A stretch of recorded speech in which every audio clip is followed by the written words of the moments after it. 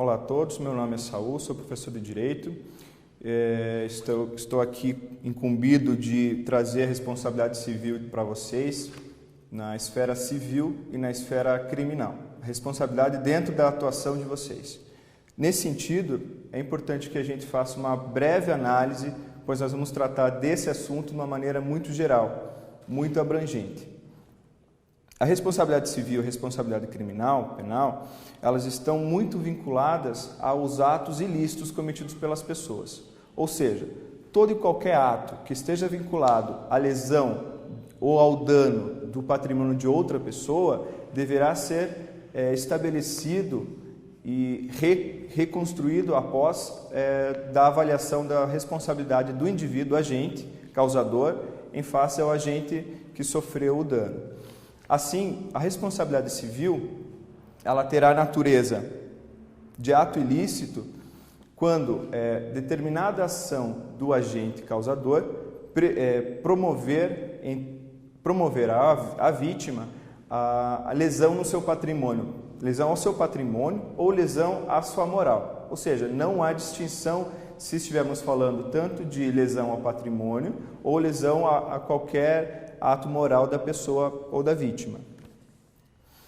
Assim, compreende-se que a responsabilidade civil é um instituto que estabelece a obrigatoriedade de ressarcir ou reparar o dano causado a outra pessoa. E assim nós temos que avaliar, então, as espécies de responsabilidade civil, quanto à natureza do ato ilícito, principalmente se estivermos vinculados, primeiro, a responsabilidade contratual e a responsabilidade extracontratual. A responsabilidade contratual diz respeito àquela responsabilidade que é estabelecida com o vínculo contratual de um agente para com o outro. Podemos utilizar como exemplo a compra e venda de um automóvel, a compra e venda de um imóvel, em que uma das partes se responsabiliza e se obriga a realizar o pagamento, entregar o valor, e o outro se responsabiliza em entregar o imóvel ou o automóvel, se for o caso. Então, nesse caso, nesse exemplo, nós temos então estabelecido a responsabilidade civil dos agentes para a execução de sua obrigação, diferentemente do que ocorre com a responsabilidade extracontratual, que é a mais cotidiana. Esta, como uma característica, como um exemplo do ato ilícito, nesses casos, seria o fato de que quando o agente comete, fora de uma esfera contratual, qualquer ato que venha a lesionar o patrimônio ou o bem jurídico de outra pessoa, se estará diante de uma responsabilidade civil extracontratual de reparação. O que isso quer dizer? Quer dizer que quando, por exemplo, nós estamos na rua e por algum motivo nós lesionamos o bem jurídico de outra pessoa, injustamente, ilicitamente, o agente, o causador, nós, devemos ter a responsabilidade de reparar o dano ou então de ressarcir a lesão cometida à vítima. Nesse sentido, então, nós tivemos dois exemplos de responsabilidade civil. A primeira é contratual e a segunda é extracontratual. Também, na natureza da responsabilidade civil, necessitamos verificar que a culpa é um dos elementos, se não o elemento mais importante dessa esfera de responsabilidade. Primeiramente, é necessário compreender que a responsabilidade civil, quando vinculada à culpa, ela terá dois nomes: responsabilidade civil subjetiva ou responsabilidade civil objetiva. A primeira, a responsabilidade subjetiva, diz respeito à vinculação do agente causador com a vinculação do agente vítima, quando se verifica ou se afere a culpa do indivíduo, a vontade de cometer aquele ato ilícito, aquela lesão. Se há essa verificação, estamos diante de uma responsabilidade subjetiva, porque há necessidade de que seja comprovado, ou seja, analisado a culpa do agente causador. Na responsabilidade objetiva isso não ocorre, pois o agente causador ele assume através da sua ação a responsabilidade de que, mesmo sem culpa, se houver qualquer dano, ele tem o dever de reparar. É mais ou menos o que ocorre no caso dos trabalhos vinculados com a eletricidade. Se tem essa responsabilidade, objetiva em relação ao serviço prestado. Nesse sentido, nós, por exemplo, para dar uma exemplificação maior, podemos colocar como exemplo não só a eletricidade, mas sim os atos de defesa do consumidor. Se nós lembrarmos, por exemplo, quando nós vamos comprar um produto ou vamos contratar um serviço, nem sempre quem vai realizar a compra ou quem vai realizar a compra do serviço ou do produto, ele precisa provar a culpa do não funcionamento ou a culpa da não prestação correta do serviço. Quem assume isso é o prestador de serviço em si, é quem produz o item fabricado ou não. Melhor dizendo, a responsabilidade civil objetiva, ela está vinculada primeiramente a que o produtor daquele serviço é responsável independentemente de culpa. Assim como, se nós compramos algum produto no supermercado e ele está com alguma avaria ou algum erro de fabricação, não cabe ao consumidor buscar o direito e demonstrar a culpa do produtor. E sim o produtor, automaticamente, sem necessidade de prestação de culpa, assumir o erro, pois esse tomou como para si a responsabilidade de produzir corretamente aquele produto. É mais ou menos isso que acontece com a responsabilidade objetiva. Quando nós falamos de responsabilidade civil, tanto a responsabilidade civil quanto a responsabilidade criminal, é importante que façamos primeiro uma análise a respeito do ato ilícito, ou seja, do ato que não está vinculado ou não está de acordo com o que a norma legal diz ou com os atos administrativos previstos para que determinado serviço feito seja realizado dentro da segurança estabelecida e dentro da precaução prevista. Nesse sentido, os pressupostos para que haja responsabilidade civil são 3. Primeiramente, a conduta humana ilícita, o dano e o nexo causal. A responsabilidade civil, quando verificada, ela condiz com um ato ilícito do agente causador. Ou seja, se eu agir com negligência, imperícia ou imprudência, eu assumi essa responsabilidade, eu assumi que em determinado ato eu não agi corretamente. Quando esse ato ilícito é estabelecido na relação entre as pessoas, entre os agentes, eu tenho então que aferir, primeiramente, a conduta humana. Se essa conduta humana realmente ela é ilícita, se essa conduta humana ela está contrária a uma norma legal. Norma legal, portanto, seria uma descrição do ato correto para aquela situação, para aquela circunstância. Ou seja, se eu tenho uma conduta ilícita já estabelecida, se eu consigo verificar que o agente, que o trabalhador agiu fora de erroneamente ou contrário a uma norma estabelecida, então eu tenho uma conduta humana ilícita, ou seja, contrária ao que deveria ser o correto. Ponto. O nexo de causalidade, ele diz respeito a quê? Ele diz que aquela conduta que o agente praticou, ele deve estar vinculado ao dano ou à lesão realizada.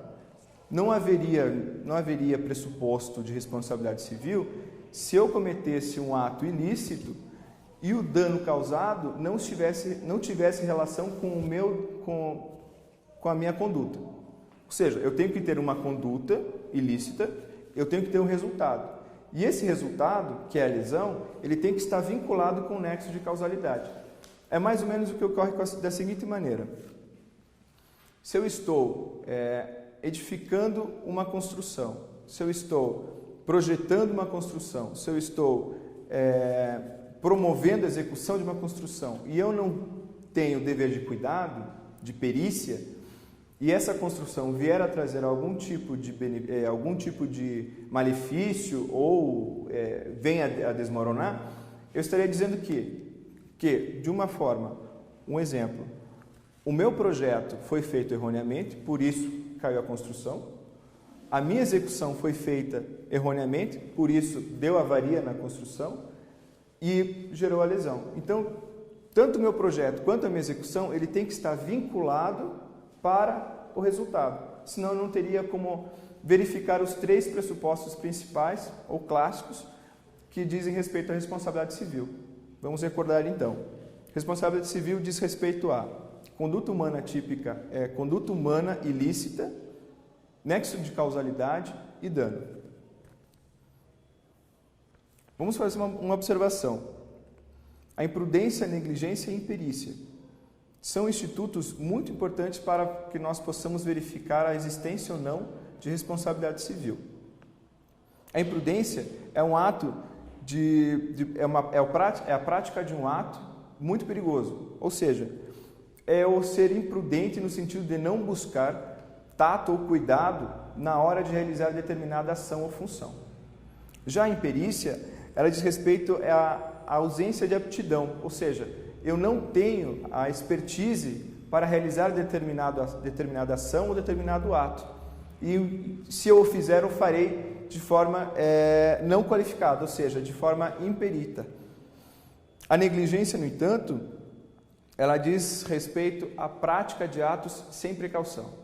Eu sei que determinado ato tem um risco determinado, no entanto, eu acredito que aquele ato meu, em relação àquele risco, é controlado.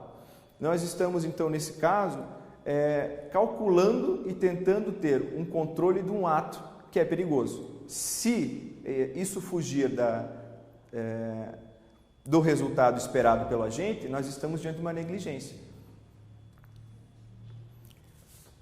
Importante destacar, então, que a responsabilidade civil, como dito, ele traz toda uma esfera muito mais abrangente de informação, mas é importante que destaquemos essas naturezas já exemplificadas. A responsabilidade civil diz respeito a ato ilícito que o agente comete em relação ao agente vítima.